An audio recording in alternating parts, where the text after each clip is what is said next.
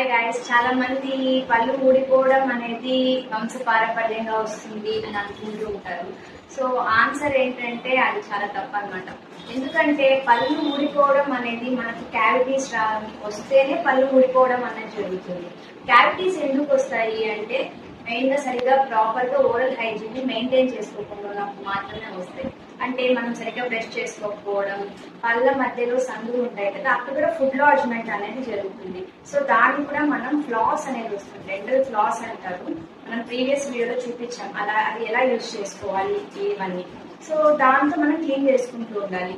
లేకపోతే సైడ్స్ లో గురించి కూడా పళ్ళు పుచ్చిపోయే అవకాశం ఉంటుంది. సో ఇలా చేసి 6 months ఒకసారి అప్పుడప్పుడు డెంటిస్ట్ ని విజిట్ చేస్తూ ఉండండి. సో మాకేం బెనిఫిట్ కాదు డెంటిస్ట్ ని విజిట్ చేయమని చెప్పడం. మీరు చూసుకోగలిగితే అద్దంలో చూసుకోనైనా కనుక్కోవచ్చు. కొన్ని పళ్ళ సైడ్స్ లో మీకు కనిపించవు కాబట్టి అలాంటి ఏదైనా జిల్ అనిపించడం ఇలాంటివి జరిగింది అనుకోండి, అలాంటి టైంలో అయినా డెంటిస్ట్ ని కలవండి. సో ఇలా చేయడం వల్ల మీకు పళ్ళు అనేది ఊడిపోకుండా ఉంటాయి. అంతేకాని మా అమ్మకి పళ్ళు ఎప్పుడు చాలా తొందరగా ఊడిపోయాయి, నాకు కూడా అలాగే వస్తున్నాయి క్యావిటీస్, సో పళ్ళు నాకు తొందరగా ఊడిపోతాయి, ఇలా అనుకోవడం అంటే ఒక మూఢనమ్మకం మాత్రమే. సో కాబట్టి ఓరల్ హైజీన్ ని ఎంత మంచిగా మెయింటైన్ చేసుకుంటే అన్ని రోజులు పళ్ళుని మంచిగా కాపాడుకోవచ్చు.